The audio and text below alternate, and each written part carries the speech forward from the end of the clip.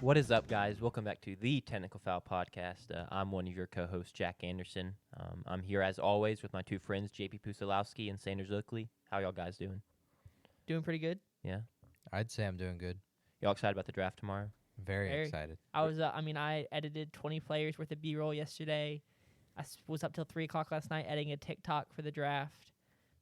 I really hope we get to post it, so Yeah, we shall see. I'll be going. I'm going to be sharing it no matter what, at least on the live stream. I won't post it, but I'll be sharing it. huge. I'll be on vocal rest this evening and tomorrow morning because 3 hours of yapping. You is think about it's only to going to be occur. 3 hours? 3 hours of me talking. Oh, okay. So So 3 of the 5 hours will be JP, and then me and Jack will pick up the other 2. Yeah, I'll be here at some point. Post a big Oh, intramural basketball win. yeah. What do you? I was just gonna. I forgot. Okay, to, cool, I cool. forgot to put a. But yeah, I mean, Continue. we've already said multiple times that we're live streaming it. We'll go live about 6:45 Central. Get to be here. That's what I forgot. It's up on the draft. Bang. Or up on the Screen. screen. Thank you. But it should be a ton of fun. We put a lot of work into it. Yeah. So hopefully we'll be informative as well as just a fun hangout. Yeah. We we'll got have a live callers and live stuff. callers, live fan callers, reaction. live chat. It should be really fun. I'm excited. We've been prepping for like 3-4 weeks at this point. Roughly, yeah. Because I think when we first decided to do it, JP kind of said it as a joke. He was like, "Oh man, we got to live stream the draft," and I laughed it off. And he was like, "Wait, like what if we actually did?" And then I was like, "Oh, what if we?" Actually I mean, it's did? gonna be fun regardless of how many people pull up. Yeah. It will be more fun. I if know. we I have a know 2 people are legitimate chat. pulling up, That's huge. and that's not even counting my family. And I've No. got 3 siblings and 2 parents. I'll have each of them will be in our living room on their own devices. well, you don't know about when, so Yeah, he may. Not the biggest NFL guy. Harris will be. yeah. Well, Harris, yeah, maybe he may tune out after the first pick though. Yep. He may be crushed. Sorry, Harris. I'm really sorry. I hope that the Titans don't pick Cam Ward for his sake. He still has his Lions though. He does, that's and they're Lions. very, very good. Y'all were giving. I made a mock draft yesterday where the Titans traded out of the first overall, and half of that reason was so that they wouldn't take Cam Ward. Well, that's not happening. Low key I'm though, sorry. I don't mind it. Okay, I mean It's a terrible move. It's a terrible move. No, it's not. You go It's a terrible mock draft move. trade for out, sure. get Cam Ward. Get Abdul Carter. Get a 2nd and 3rd for next year. Yeah, but and then go get the loser of Russell Wilson, Jameis Winston for this year. you were saying that the Titans aren't equipped to handle Cam Ward coming in. Correct. Why in the world would you draft Abdul Carter then? If because of that reason is because they have no wide receivers. Because they're adding a 2nd and 3rd round pick next season. They need so much help. They need more help. Cam Ward is not going to come in and be good in this team. He's not going to be like they're not. He has one of the top 4 wide receivers in the league Yeah, in Traylon He's Burks. got 2 of them, Yeah, you're right. He's And got Calvin Ridley Calvin is Ridley the best and- wide receiver in the league. and 2 of number the top 4 running backs. Jokes aside, I disagree with that. I think he's going to have a pretty good rookie season. Yeah, I And mean, I it just comes down to the division because Yeah, I think Jaguars and Colts were bottom 3 defenses last season. Haven't made major moves to replace anything on either side. Yeah. The Texans had a weak sophomore season, and yeah, I just don't. I completely disagree. I think my biggest thing too is like if And they're the- going to be playing a 4th place schedule, so that does Yeah. help. If the Titans don't want Cam Ward, why would the Browns want Cam Ward? I think the Browns have a better team than Better the Titans. better defense, sure, but unless I'm just blanking on somebody, what are the Browns' offensive weapons really? Jerry Judy, David Njoku. They've got other. That doesn't really inspire me too terribly. much. I would rather have Jerry Judy and Njoku than Calvin Ridley because Judy had a good season last season. He was pretty good. That's one guy. That is one guy. That's one guy more than the Titans have, in my Well, opinion. I mean, Calvin Ridley's going to have a big bounce back season as the number 1 wide receiver in in National his Football League. 7th year in the league. Yeah. Okay. Anyway, the Titans will be taking Cam Ward. Yeah, first you can overall. you can hear more of this for 5 hours tomorrow night. Abdul Carter is just a reach at 2 when you have a chance to take Cam Ward. No, he's not. Yeah, he is. Cam Ward is QB6 last year and probably going to be QB4 next year. So QB6, you're saying he's worse than Bo Nix. Yeah, Bo Nix. and All the 4 guys Yeah, above, Penix. picked above Bo Nix. cool. Yeah, I mean, it would have been Well, see, I personally think Cam Ward. May, Daniels, Dart, or not Dart. Williams. Williams, and Penix. Sure. Well, we'll see. I guess. According to Sanders, Yeah. that's, Yeah. that's what his grade is. I know it's just a stacked QB class last year. This is true. I think next year's will probably be better. I'm just not a huge Cam Ward guy, Fair. and I love Abdul Carter. I think he's going to be better than. Cam Ward has aura though. That's the So biggest X should factor. we make me do the Cam Ward B-roll then, since you're gonna dog on Cam Ward? I mean, maybe you should. I'm not going to dog on him. I don't know. It sounds like you're telling me it's a reach at 1 to take Cam Ward. If you had to put a grade on that pick for the Titans, what are you giving it? It is the right pick. I don't like it. It's what they're going to So do. your personal grade. What is My personal grade. as someone looking at how good you think Cam Ward is, and it's the first overall pick, and what you see, how you like see the B Titans minus, team. like Okay, B minus. cool. I disagree. We will get into we'll get into this all tomorrow. Apparently, we're gonna have a heated debate. This yeah, draft. we'll have a Yeah. couple maybe. We may have to start earlier than 6:45 just so Yeah. we can get it all out. I'm scared. Well, no Jack. It's just gonna be me and JP. It's gonna be easy. I'll be here by 8. It's nothing to worry about. We're not gonna. Fight. I'll be here around 8. I look, and when the live stream starts, it won't even that won't even phase me, because all I'm thinking about is what's happening in an hour and a half at 9, and who the and I'll be here by 9. So mentally, I just will be zoned out entirely until that pick Oh, that's is made. good. I can't. So it's gonna be me and a zoned out JP. No, for an hour I'll and be a able to half. talk. I just I'm not gonna. The only thing I'm thinking about is He's not gonna rise to any bait or True. things he disagrees with. Anyway, we can get into this episode unless y'all No, want we to can- keep we can get it. arguing. I can talk about Cam. Yeah, I can talk about draft tape. I will say this every time. I truly believe it, like I always do, I guess. But I truly, truly believe it this time. We are in for a shorter show today. Yeah. Why? Why Um, would you say that? 40 minutes at. We were most. hour 55. We have 3 NBA games to talk about, and then a couple weekly segments that typically go by pretty quick. Let's get into it. So why don't we get rolling and make this a shorter episode? What when you say shorter episode? How long do you think it's gonna be? 40 minutes. We will be around an hour. Well, Mark. you're extending it right now. You're Yeah, adding a minute I every am. time you He's filibustering. comment about it. I'm filibustering. Crazy. All right, go ahead. Let's Yeah. get it started. Perfect. I'm not gonna talk for the rest of the episode. Let's Okay. see how fast y'all go. Well, you're about to not talk for the NBA segment anyway. But you watched these games. This is true. Did I? No, I was editing B-roll while they were on. I well, was not. you paying were attention. passively watching these games. Yeah, I was. Yeah, it's like passive income. I was passively watching. So we're gonna talk about a couple game 2s in Yeah. an NBA Round 1 series. We are not gonna talk about the Grizzlies OKC game because who cares? Shout out OKC, just one step closer to a sweep. Gosh, the blue looks so cool. It does. whole Did you see blue the out. one picture though of the guy in the neon ruining? Oh, I didn't see that. Oh no. gosh, hold on. You start talking. I'm finding this photo. for you Yeah, real quick. Clippers, Nuggets. Wow, what a game. These teams had the same record during the season, and it really kind of shows. These teams are so even matched. First game goes to overtime, and this second game comes down to a final shot. Jokic was not very good. I in found his it. neon shirt. Isn't that it just That's actually insane. that ruins I it just also. I would kick that guy out. That's insane. for the? I mean, you can't see the picture, Should but I it's go basically hold it up? Nah, yeah. The NBA crowd, they have the playoff shirts, and in this photo, everyone has them on except one guy front row, and he's in a neon green shirt, and it just completely detracts from the look because he just sticks out like a sore thumb. You got to wear the playoff shirts. That's awful. You got to wear the. They Real- should lose the series now because of that guy. Real quick, the draft is tonight, not tomorrow. Well, yeah, this will come out Thursday morning. So Yep, yeah, you're. I just correct. wanted to really emphasize that. Don't be like, oh, tomorrow night I'm gonna have to. It's tonight. Continue. Yeah. But JP, you can continue. Yeah. Talking about the Clippers. Jokic had a bad game for his standards, which a bad game is still 26, 11, and 10, a triple-double. But he had 7 turnovers, and he had some really impactful turnovers, and he was just kind of bad down the last 5 minutes. He had the one moment where he thinks the shot clock didn't reset for whatever reason, even though it clearly hit the rim, and he just chucks it up, and then he comes down the court and he's hit himself on the head like, man, that was a bonehead move. Yep. And then at the end, he was clearly panicked. In game 1, he made the right decision and passed it to Westbrook in the corner, and Westbrook hits the 3. Here in game 2, Aaron Gordon is standing there in the corner, much better shooter than Westbrook, and for some reason he hesitates and decides not to pass it to him. He also had Jamal Murray coming up behind him, and Jokic just throws it up at the rim. For some reason, he was a little disheveled in this game, I would say, and it costs the Nuggets dearly. Now that 'Cause can't go without saying. Kawhi was just outstanding in this game. 39 points, 15 for 19, 4 for 7 from 3. He had a few key steals down the stretch as well. Yep. I mean, absolutely terrific. Another good game from Harden, 18 and 7.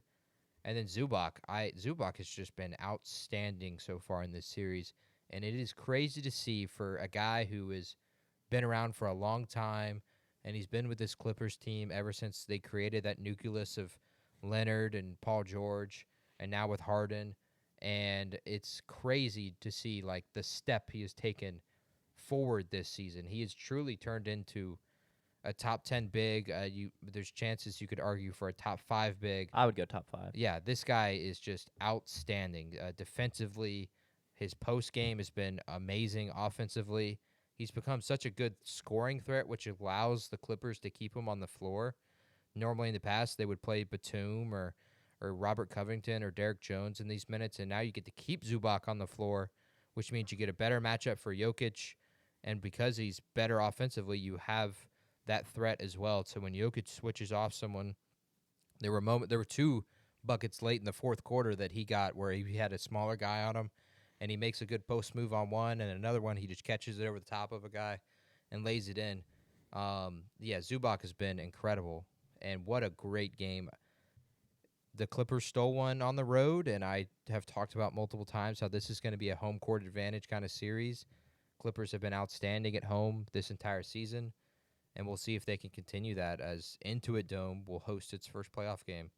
Tomorrow, or is it Friday? We can check real quick. I guess today or Friday. It's going to be Thursday night. Okay.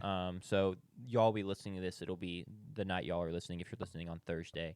But it was a great game. This has continued to trend as the best first round series.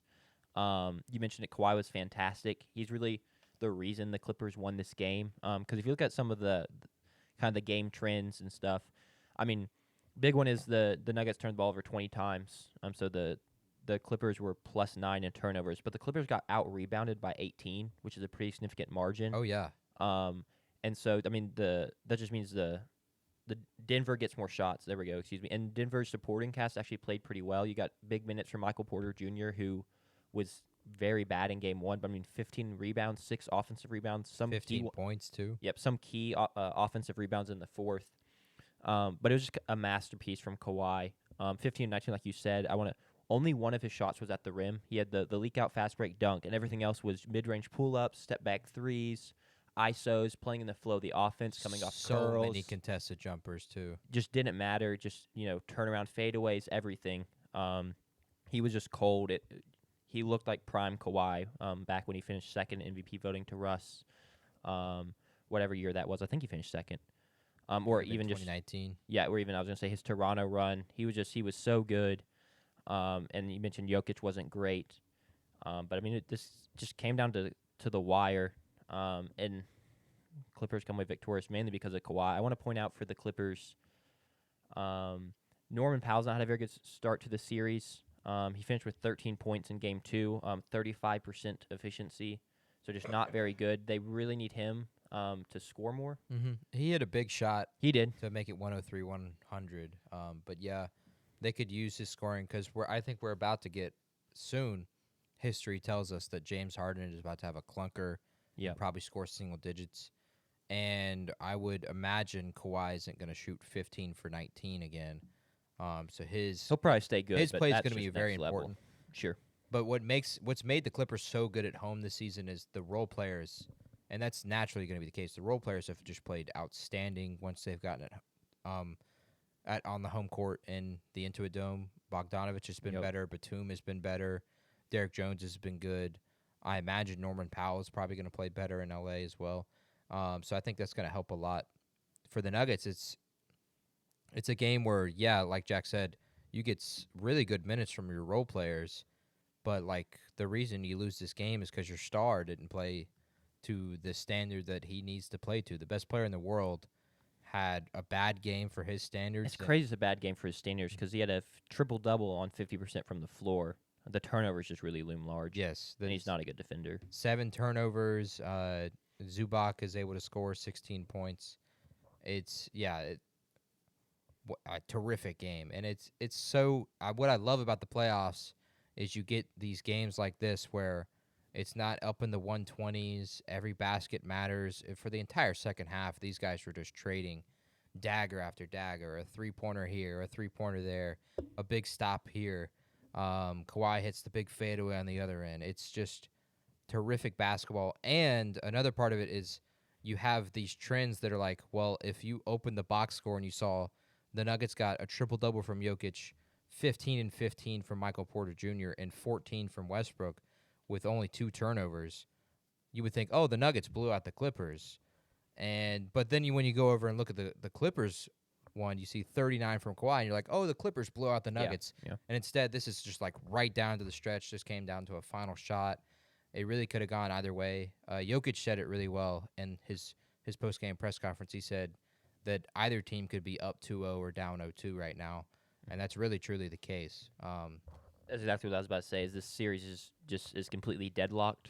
You're splitting hairs trying to decide these games. It even thinking about, because I've said it so many times, but adjustments matter so much in the playoffs.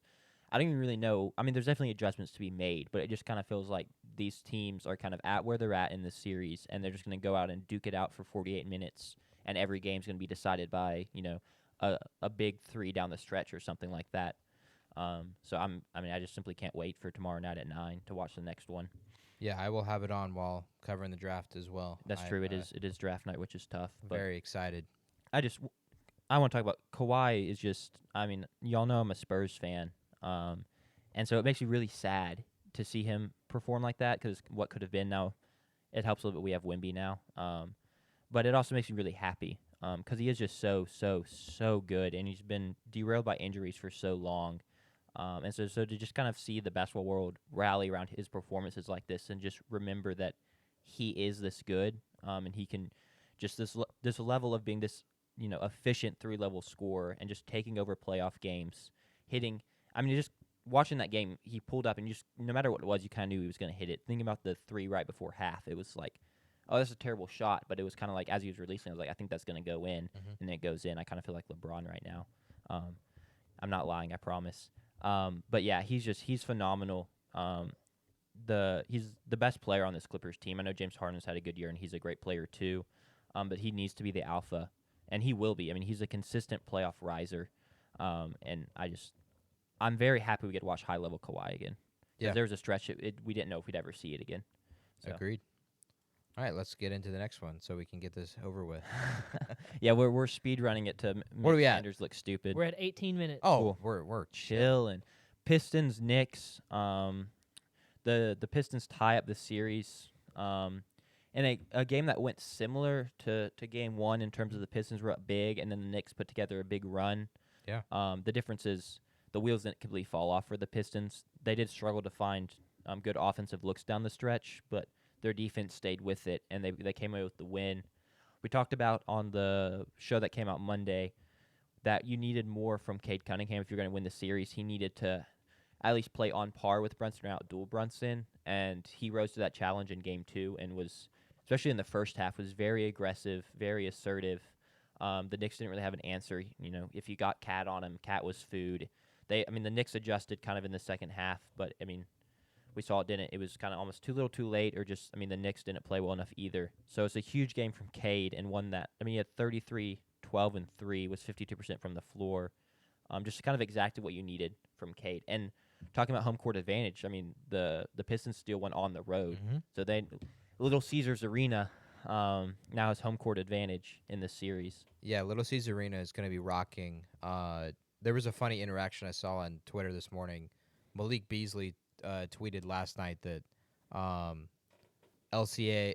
He said in the tweet, someone said that LCA is going to be even more lit than the Garden tomorrow night, and then all of the Knicks burners, they searched and they literally typed in LCA gonna be lit, and no one had tweeted that. It was just Malik Beasley's tweet. It was really funny on Twitter. But I do think LCA is gonna be very ecstatic in this game 3. But talking about game 2, yeah, Cade Cunningham was really aggressive. The Getting Knicks to the players weren't good enough either. Sorry. yeah, yeah, getting to the foul line was big for him. Being able to get those free, easy points, get in the rhythm, it really boosted his confidence. Thibodeau said in the post-game press conference that, oh, if Cade Cunningham's just going to drive and get a foul every single time, we're just in a bad spot, and Brunson's not going to get it.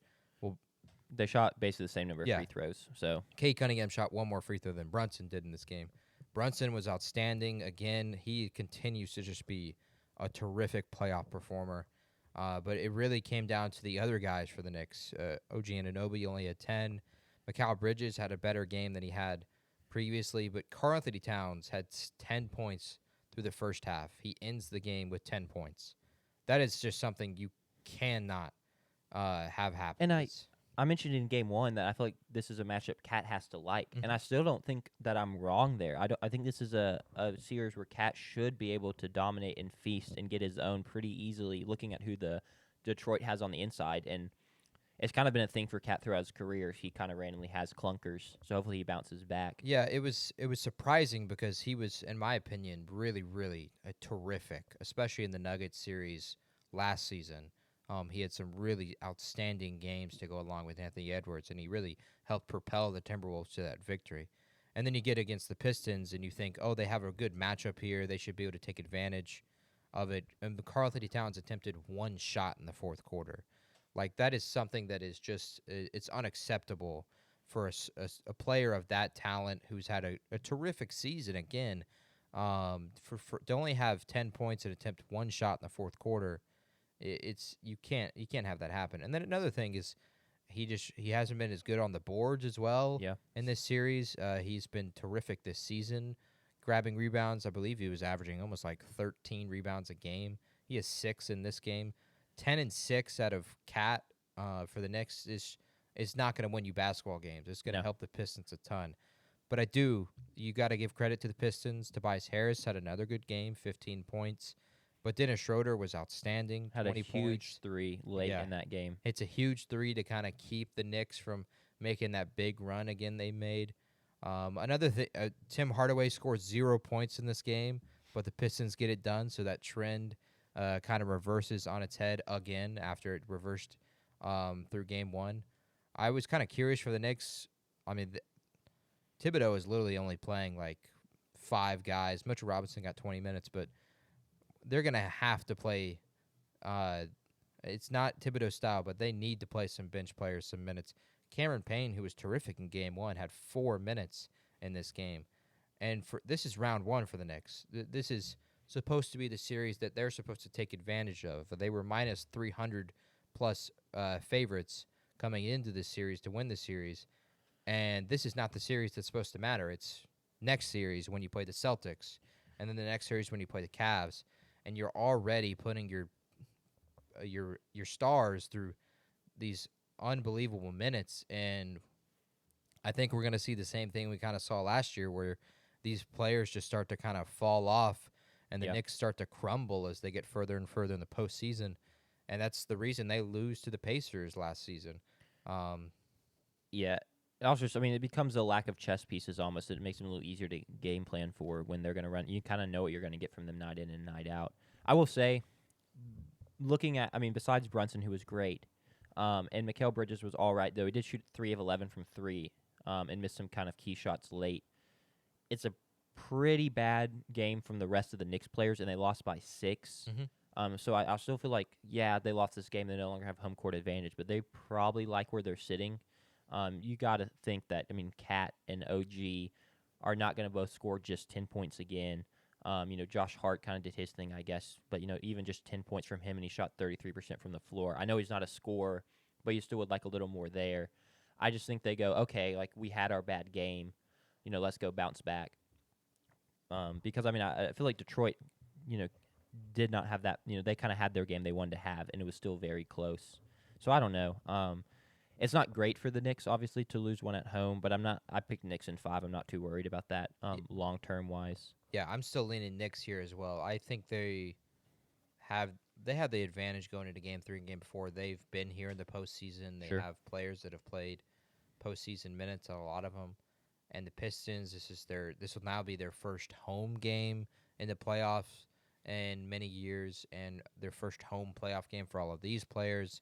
And we talk about a ton how role players play better at home.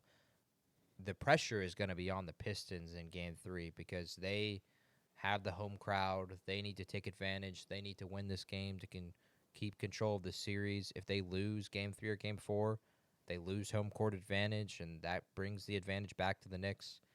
So I like the Knicks. I feel like you almost kind of play Game 3 with house money, and if you lose Game 3, then the pressure is on in Sure. Game 4. But Game 3, I feel like they can play very loose, very aggressive, very fast, and I think they have a really good shot to go ahead and take Game 3 and take control of this series again. Yeah, I've been talking about Cat one more time. Cat had 10 and 6, 45% from the field. Talked about he didn't score in the second half. And then looking at the big men on the other side, Duran, he had 12 and 13 with 75% from the floor. Cat cannot be getting out-dueled in that matchup. Mhm. He's got to pick it up.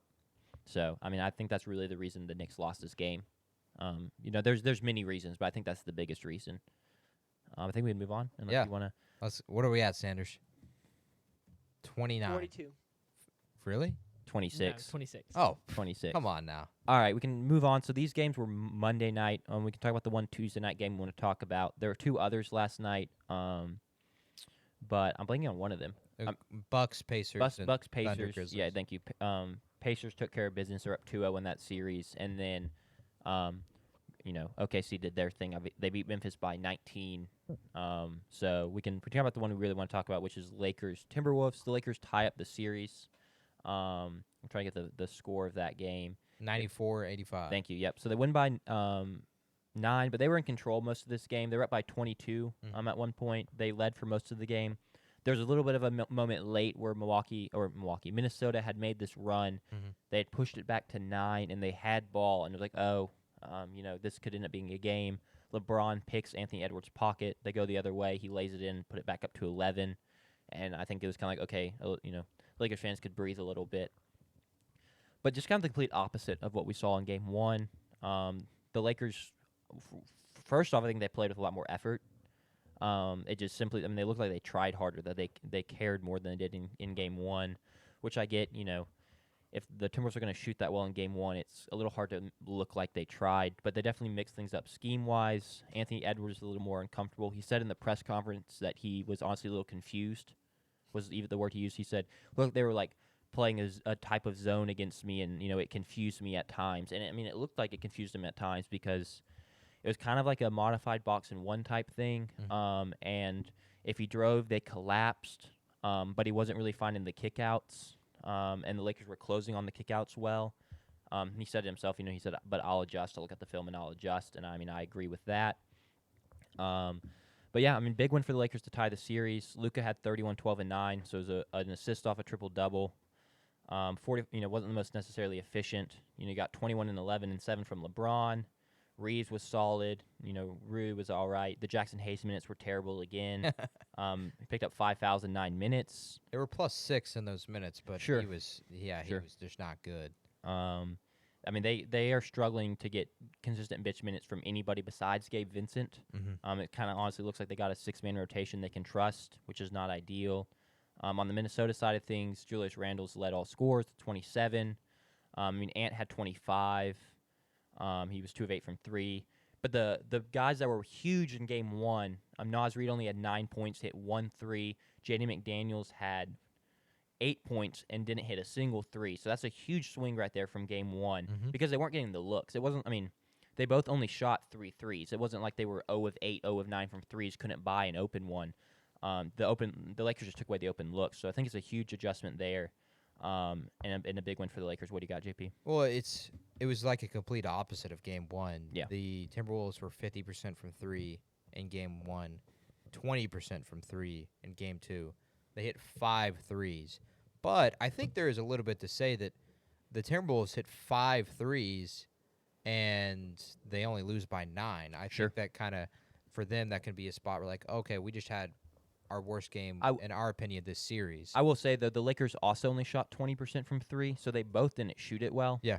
So I do think it's not like the Timberwolves just had a bad shooting game and lost by 9. Neither shot it well. So, but continue. Yeah, Randall played very, very well. And again, but a lot of those points and whatnot were when Lakers are already up double digits.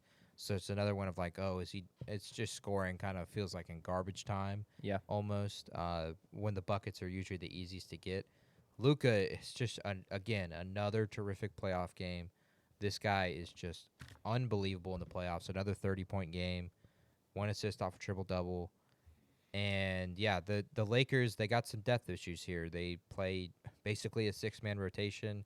We had someone in the comments of our last podcast say, why doesn't Dalton Connect get minutes?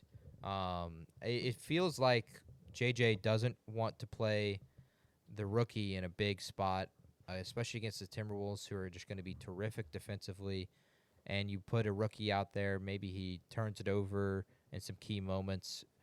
Maybe he doesn't shoot as well because the contests are just good. Yeah. And then also, like, Dalton Connect was not great in the 2 games he played extended minutes against the Timberwolves this year. He averaged 6 points, but he was 0 for 8 from 3. And he was also minus 20 in those extended minutes in both of those games. So it really becomes, yeah, you'd love to play him, and he probably should get some minutes, but it's almost a trust. And then you look at the stats against the Timberwolves, he just wasn't really good against them Sure. this year. So that's going to be an interesting dynamic as we continue the series. Like, old LeBron playing 40 minutes, alcoholic Luka, who's just fat and a slob, playing 42. You have to play Rui Hachimura 34 minutes and Dorian Finney-Smith 39. I wonder, this series coming into it, it was like, oh, the Lakers should control this and should have this with ease, and Timberwolves stunned them in game 1. It almost feels like this is going to just be a very even match series, I lot agree. like the Clippers and Nuggets. And it really should be. Like, Timberwolves lost 1 more game than the Lakers did this season. Basically the same record. I'm really interested to see how this series translates to Minnesota. Obviously, Luka was terrific in Minnesota last season, hitting the game winner of a Gobert in the Western Conference Finals. So it's going to be really interesting to watch that again. Luka back in Minnesota. The Minnesota fans are terrific. Yeah. And Anthony Edwards feeds off them so much, and it's going to be interesting game 3. But yeah, it just complete opposite of game 1. Luka again terrific, but the Timberwolves struggled to shoot the ball really well, and part of it I think is like you were saying, they just didn't shoot a ton of threes. I think it was a confidence thing. Yeah. There were moments I felt like these guys had some looks where they could have shot it, but because you miss your first 3 threes, you're less likely to shoot the next. Sure. Even if you miss your first 3, you're less likely to shoot the next for some of these guys. So I feel like it was a confidence thing. I think I saw that on both sides. Honestly, there were a couple of times I saw an Austin Reeves was 0 of 6 in this game, so he took some. But there were a couple of times I was like, oh, he's going to pull this, and then he doesn't. So yeah, I think both defenses did a good job of, for the most part, throwing off the other. This game was 94-85. That's, playoff games are always lower scoring, but that's even still especially low. Mm-hmm. The defenses that played well in the series, combined with some not so great shooting from guys that are normally good shooters. So I agree. I think this one goes 7. It looks like it's going to be that way. Yeah, which makes me happy as an NBA fan to get these guys. Makes me happy these as stars. a Warriors guy that we're going to sweep the Rockets and Okay. be well rested. So We'll What's see about the Is sweep. it 1-1 right now there? 1-0. 1-0. Game 2 Play tonight. game 2 tonight. All right. What time? 9, I believe. Yeah, It's the late Are one. we 9:30. watching or? I'll probably be at. We'll figure We'll it out. see. We'll Yeah, figure we'll it see. But yeah, another good series. The only thing I was gonna say is, I mentioned just now that AR was 0 of 6 from 3. He was amazing down the stretch for the Lakers and has not been that in the first 2 games of this series. I would love to see him find that that level he was playing at. If possible, maybe be a chance. Defense has tightened up in playoffs, and the Timberwolves are just able to contain him this whole series. But he's a great player, so I really think he could find it again. Another thing, I've seen multiple people today be like, "Man, LeBron has been bad in the first 2 games of the series. He wasn't great in game 1 because no one on the Lakers was really good in game 1. I thought he was perfectly fine tonight, playing with good last night, playing with good energy. He had 21, 11, and 7. Hit some big shots when they needed it. Had a couple good defensive stands. Made some key passes. The one funny thing I thought was they kept trying to throw him lobs, especially Yeah. the one AR threw. He threw that one to the moon, and LeBron was pretty pissed after because he's 40. He's not going to. I don't think he's getting that one in his prime. Honestly, that thing was skied. But he was kind of like, "We just take the lay. What are you doing?" So that was funny. But I mean, I completely disagree that he's not played very well. Well, Maybe it's- he's not been prime LeBron. But he's 40. But he's 40. I think you got to temper expectations a little bit. And Luka's on the team. He doesn't have to run the offense. He doesn't goes and have to stands in score the corner points. sometimes. Yeah. He's doing exactly what they need him to do at this point, which is get buckets when they need it, kind of here and there, play offense really hard in a couple short spurts, and then play hard on defense, which is crazy to say that that's one of the biggest things you need from LeBron. Mhm. But when he's matched up against Julius Randle, he needs to lock down. I mean, LeBron's a big body. He doesn't really get pushed around very easily. So, Game 3 of this series is Friday, I'd assume. Friday. Yeah. So it's the night game, of course, and it's kind of the only good game that night. I guess we Yeah. could see about Pacers Bucks, but that's really the one to look forward to. I'm excited for it. I mean, I agree. It goes to Minnesota. They got a good crowd, but it could fuel the Timberwolves. But I'm not too worried about LeBron Luka led team looking shell shocked. Rolling into an opposing team's crowd. Yeah. So that's all I got though. We're rolling. 32 minutes. Yeah, y'all cooked 36. 36. There we go. I think we y'all gotta spent speed this up. 30 minutes on one game on Tuesday, Monday. Not quite that much. Y'all, but sure. y'all. You y'all also were robbed ready. us of 8 minutes in this show to start us off. This show? Yeah. That's Oh. true. What? How is that my fault? JP was. It was literally a conversation. Yeah. I know. Sure. But we can. I am the most hated person on this podcast, and it's so undeserved. It's fine, guys. I'll be the butt of all the jokes. I can handle it. Sure. I'm What's glad. next? Weekly segments. My weekly segments. At 37 minutes. That feels yeah. early. All right. We're here. We're here. Cock of the walk first. Yeah, let's yes. just take a minute to dwell on it. No. Really. Pause. We're good. Okay. My cock of the walk / player of the week is Aaron Judge. I mean, he had a good week. Obviously, I call it. Player of the week. It's more so just who I want to shout out for the week. Sometimes it's something they've specifically done that week. But on the season, is a 1.2 OPS. OPS, if you don't know, is on base plus slugging. So And his slugging is. I mean, I can break down the math for you. Basically, if your slugging is high, it means you're not just hitting singles. You're hitting a lot of doubles and It's home multiplication. runs. Right. You get Yeah, a single is worth 1. Correct, A double yeah. is worth 2. you divide by. And so if your slugging at-bats. is So if your slugging is 500, it would mean you're averaging a single every other at bat. Sure. Yes.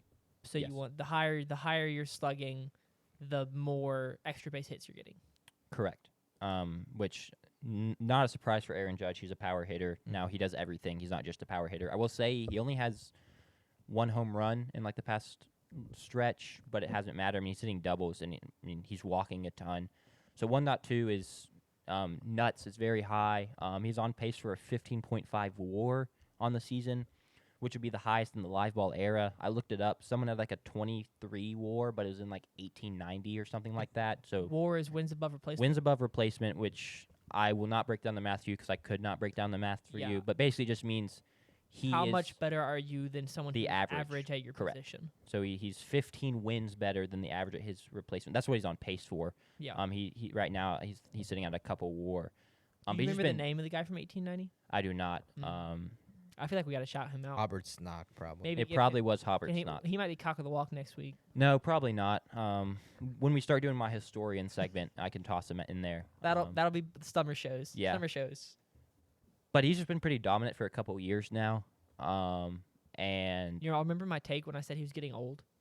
I do not remember that take. Yeah, I said it when our MLB breakdown. Oh, that's a bad take. I picked the I should've- Orioles over the Yankees. Because Did I was, correct you on that, or did I just let that JP slide? did. JP Okay, corrected me. cool. I mean, yeah, I think I was talking specifically more about the other outfielder whose name I can't remember, the one from Miami. Giancarlo Yeah, Stanton. Stanton, Yeah, he is who getting old. Who and- is older and has had some injuries. correct. And And then Judge does Judge have has injury issues had as well, injuries. but he's not getting old. He Correct. just has always had a couple issues. Yeah. So So that made me look a little foolish. But he's the engine of the Yankees offense, and he's just a ton of fun to watch play baseball. So I wanted to shout him out. We can move on unless any of y'all want to add something about Aaron Judge. No, he is selling me in MLB The Show. You did mention that. I, You're selling him, is what I'm well, hearing. yeah, I technically am in control of him. I started with the Pirates, and I traded Paul Skeens for Aaron Judge and Jazz Chisholm. And yeah, Judge is in a cold stretch right now. But he's still batting 300 on the season. So What is Paul Skeens doing for the Yankees? Do you know? Is he? I taking it up? haven't looked, but we are in 2 days. We start playing the Yankees in a series, and we'll play him in Game 2. You got to rock him. So it'll be When Aaron Judge homers off of Paul Skeens, it'll be cinema. it will be cinema in Pittsburgh. I cannot wait. That's a big series. I feel like that is I feel like, were you going into win now mode? Like, why did you trade the young, arguably best pitcher in the MLB for? Going into win now mode, because like the Pirates right now are on pace for like 50 and 130 or something. Yeah, add Judge and Jazz. That's Two better hitting. guys. That's 15 wins. Yeah. On pace for 15 wins. Yeah. So yeah, I'm going into win now. Playing Moneyball over there. I'm currently 5-4 on the season. So, So it's very early. It's not like Very Aaron early. Judge is, okay, I'm yeah, tracking. you played Cool, 9 cool. games. yeah, very very early. My winner chicken dinner of the week, and I want to preface this by saying I always got to find something obscure for one of the three. Boy. And I want to shout out Bow Dow Glimt, FK Bow Dow Glimt. I don't know why I almost said KFC. They're in the semifinals of the Europa League. They beat Lazio in the quarterfinals. They're about to play Tottenham.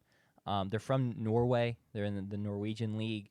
I could not find this when I was doing my research, but I saw a tweet and saying that they were the first team from Norway ever to reach the semifinals of the Europa League, which I will explain what the Europa League is in a second. But I was Googling and stuff, and I could not find that, so I can't confirm that that's true. It's just what I saw. Either way, this does not happen very often. The Europa League basically is a tournament where all the best teams in Europe get together, and it's based off your last season's success. So, for example, the top 4 teams in the Premier League are going to get to play in the Champions League every year, which is like the tier above the Europa League, and then like 5 and 6 roughly in the Premier League will get to play in the Europa League. 3 and 4 in League One in France will get to play in the Europa League. So it's your top teams or great teams from around the continent of Europe. And so, I think only like the top team from Norway gets to go to the Europa League, and that was them last year. And here they are. They're rolling. We'll see what they do against Tottenham. But I thought it was fun to shout them out. I literally never heard of them before, and I'm a pretty big soccer guy. So Yeah, I'm impressed you were able to pronounce that, because that does not look like. I looked it up Yeah, that's huge. because I was like, Have I you don't seen know. how it's spelled, JP? Is that how it's spelled? No, that's the pronunciation guide. Oh, It also has this weird, like, that's not an O. I don't. oh, crazy. It's So like for the listeners, it is spelled BOD, and then it's got an O with a line through it. Slash. Why is there a slash there? I don't know if it's like they almost have 2 names, and so you could call them one or the other, if that makes sense. I Okay. don't know. Or if it's like they were named after 2 people, and Okay. it was one of them was Well, when I Bow- googled it, yeah, it Bow was- Dow, and one of them was Glimt. I don't know. yeah, and then it's GLIMT, Glimt. So huge season for Bow Dow Glimt. Another big thing, Tottenham, who they're playing, is a storied Premier League side, and Premier League is the best league in Europe. They don't win titles, so this is another huge thing. Is we need Bow Dow Glimt to win because we can't have Tottenham win a trophy. It just doesn't happen. So I wish there's an iconic chant about Tottenham, and I can't say it because it has a curse word in it, and we're trying to make this show more family friendly, supposedly. So I won't say it, but you should look it up. They suck, and so go Bow Dow Glimt. Why you look at me when you say the family friendly part? That's crazy. No, Yeah. My mom. reason. My mom. She told me on the phone. She's like, "I love y'all's show, but like, if JP would like, just never curse, like, I could recommend it to all my friends with kids." Fair. So, we're just trying to make it kid friendly for my little brother to play for all his friends. But I don't know why you look at me when I said that. I said that last night at the coop, and I got a lot of feedback. Well, Wanna move I on? was like, I can start switching to Frederick and Schubert and what. Yeah. it's up to you as Nancy Drew coach. Yeah, you do whatever you want. And then on live streams, no rules apply. This is true. The ninth pick, all no rules barred. Yeah, that's totally fine. Yeah, I don't expect when the anything Saints come up, special there. I'm literally going to mute JP until we see who it is, and then turn him up for his reaction. So you can get all of your reactions out, and then You're gonna get it throughout the night. Like he's randomly Yeah. just gonna get this This is really true. like pensive, He still texts frustrated about look, like still just like that. And he then still he's gonna- texts about Luca in our group chat with a bunch of us. He'll just be like, "Why did you trade Luca?" Why? We can hop into our rod and egg though Yeah. segment, our loser of the week, and sadly it's my dog, former Atlanta Brave legend, brought the It's true. vibes we need to the clubhouse to win it all in 2021. Wearing his pearls, that year he wore pearls instead of like a chain. He just played in pearls. It was sick. Aura. Yeah, that is aura. He would hit a home run and he'd just be going down the dugout, high fiving and saying, I'm MFing that guy. He just swagger. He's in an 0 for 41 stretch right now, so he's not necessarily playing like him. It happens to the best of them, Jock. Not really. 0 for 41 is pretty terrible. That's not great. The record for consecutive hitless at bats is 54, set by Chris Davis in 2019, I believe. Chris Davis. He's not there yet, but he is approaching that territory. So I honestly, Chris Davis is kind of an icon, so I hope Jock doesn't break it. But you never know. So that's the rod and egg of the week, guys. I don't That have much is- else to say. That is tough for him. It's pretty self-explanatory. I mean, 0 for 41. Yeah, that's all. The graphic just says Jock Peterson, 0 for 41. If typically, like, if you're that bad, you don't even get the 41 at bats to like, Yeah, You why know, is he still playing? because he's been good. Yeah. Interesting. Who was the basketball player that y'all talk about that had the 0 for stat line? Tony Snell. Yeah, it's kind of crazy that like now within a week we've had 2 people are going for history as far as being bad goes. Sure. Kuzma had the 0 for stat line to match Snell's, and now Jock Peterson is making a push to break the record. No one will ever take away Tony Snell's name in that regard. That's his forever. Yeah, correct. Yeah. But I do get what you're saying.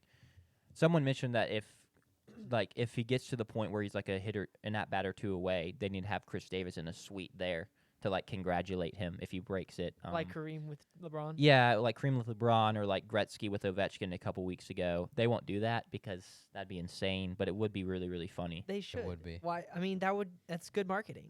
I mean, Because why would the Texans bring someone in to humiliate their guy? capitalize on the opportunity, I guess. True. It'd go viral. People would Make a love bobblehead, a Chris Davis, Jock Peterson bobblehead. So we do have one more. This is going so fast. I feel like we're not talking about these things enough. these are supposed to be short segments. If This y'all is want to, true. if you want to talk about Jock Peterson for No, 5 more minutes, I have you nothing can. else to say about Jock Peterson. We honestly do need to wrap up the show as quick as possible to continue preparing for tomorrow night. We're still not ready. We're at close. 47 minutes. So What is the question of the plenty. week, Sanders? Hit us. Question of the week, because I ran out and had to Google one. If you are a listener and you have questions of the week, please comment them, DM them. I'm gonna drop one in the chat right now. What? Oh, in our group chat. It's not to say we're not live. You can't drop it in the YouTube chat. No, for real. If you have questions of the week that you would like to hear us answer about what we think about sports and stuff like that, or sports in general, do it. They can be fun. They can be goofy. They can be serious. I don't really care. I usually think of them 5 minutes before the show starts. So if I have a list of them to pull from, that would be huge. So if you have them, send them. Question this week: what is one historical sporting event you wish you could have been at? I'm looking up mine right now to clarify some facts, / to give myself good analysis. So if one of y'all want to roll, y'all can go ahead and go for it. Yeah, I got it. I would love to have been here in Starkville for the Mississippi State Auburn game. The Yep. 2 versus 3. That is a great answer. I would have loved to have That been is one that I here considered. for that. What do you say? Sorry, I wasn't listening. I would have loved to have been at the Mississippi State Auburn game, the 2 versus 3. Gotcha. Yeah. College game day, Dak Prescott, all of that. Yeah. I would have loved to have been here for that. I've been to some other iconic state moments, but yeah, I missed out on that one, unfortunately. Maybe I need to go back and see if Rudy was offsides. That'd be a terrible game to be at. Yeah. I know I'm joking. Not actually, but It would be pretty sucky to be at. That's fair. Anyway, do you have yours, Sanders? I do not. If you've got one. Yeah, I'm basically there. I was trying to find the exact call. Okay, yeah. So I'll set the scene. Oh boy, we have a scene. 2013. We're on another football one because this is probably my all-time favorite sports moment. So why would I not want to be there? In the championship playoff semifinal, we had Watford versus Leicester City. In soccer, Yes, you said football. I was very confused. So- yes, football, as in football, yeah. not American football.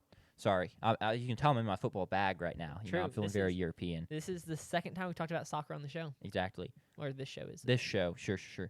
What this means basically is the Europe has promotion relegation, so your top teams, get to move up into the higher league. The lower teams drop down, and so this playoff semifinal was to get elevated or promoted into the Premier League, which, as I mentioned, is the best league in Europe and therefore in the world. They play 2 legs, so you get to play one game at home and then you go away. And so what it works is you combine the scores. I'm not doing a great job explaining, but you combine the scores, and the winner across the 2 games score-wise moves on, and the tiebreaker is away goals. And so we're in leg 2 here. We're in stoppage time. Watford, it's tied on aggregate, but due to away goals, Watford needs a goal to move on because Leicester City currently has more away goals, so has a tiebreaker. But Leicester City striker flops in the box and draws a penalty with 92 minutes left. So you're thinking, okay, it's over. The guy's like, that's a penalty. That's a massive decision. We'll watch this after because y'all have to. So you think it's over. It's not a great penalty taken. The goalkeeper blocks it. The ball pops back out to the striker. He tries to go again. The goalkeeper saves it again. It's cleared out, and suddenly Watford are on the counterattack. They drive. The ball ends up in the right corner. They cross it inside. Some guy flashes across as a decoy. You think he's going to take the kick to try and score. He leaves it. It goes. Dine is his name. Dini, however you say it, finishes. And the call's like, do not scratch your eyes. You're watching one of the most extraordinary finishes here. He goes insane. He rips his shirt off. He jumps into the crowd. The place is lit. Everyone's popping off. Yeah, I I've just get seen chills this. every time. This is like your college football moments you never forget about. Yeah, This is the soccer version. is a soccer You version. probably have seen it before. maybe This comes across my Instagram reels probably once a week. Yeah. Yeah. But I mean, we'll pull it up after. Y'all should watch it. It seriously Dang. is. Yeah. I mean, the call is So ingrained. you know that one, JP, but you didn't know Georgia Tech, Florida State blocked field goal. This I'm kidding. is more important I'm to kidding. know than Georgia agree. State I would or agree with Georgia that. Tech. I Florida think State. I'm also gonna go with a soccer one because I've been over here. I'm trying to think I want to go something that is just more special than anything else. I think I'm gonna go the most recent World Cup final. Okay, you just want to be there for Messi's win. I think I want to be there for Messi's win. It was a great game. Mbappe's 3 goals. Mhm. Which Messi section? had 2. Messi had 2, I believe. Yes. Yeah. And then it was just it was one of the best games. Which country would you sit with? I mean, I know who I'm sitting with. I'm sitting with Argentina. Same. No I question. kind of want to sit with. I mean, to be in the France stands when Mbappe hits the hat trick, to be the French stands that would be kind of sick. I'd probably sit in Argentina. I don't know. I just think that as far as I mean, soccer is the internationally recognized the most important sport internationally. The World Cup is it's the epitome of sports, and then to see someone who's arguably the GOAT of soccer, it depends on who you ask, going up against one of the greatest young talents in soccer. I mean, it's just that would just be so cool to see. It was absolute cinema for sure. Whereas I feel that's on a tier above everything else. Whereas I feel all of the college football moments I could think of are pretty equal. So I think that seeing Messi win his World Cup would be sick. I agree. And maybe it's just because you start talking about soccer that came to me, or football. I mean, that I completely that's not a bad pick. I would have loved to have been there as well. Messi's my GOAT. I don't think there is a debate, but I also think it's pretty clear, especially now that he's won a World Cup. He's won the most important thing you can win in soccer Yeah. or football, and he's done it now, and Ronaldo hasn't. So Yeah. I mean, I tried to think of the only Mississippi State things, maybe the Auburn game, maybe the LSU game with Dak's iconic run, maybe the World Series. But I mean, I was already at that, so yeah. And I mean, I thought about the women's basketball Final Four, but I was already Yeah, at you were that. there. So it's is there no A&M moment for you, Jack, that I mean, the Johnny Manziel, the the fumble, Alabama to beat them. I mean, that would have been an amazing game to be at. That probably would be the game to be at for A&M athletics. I couldn't really think of anything 7 else. overtimes. 7 overtime would have been elite to be there. To be able to storm the field, but it's also like that's almost.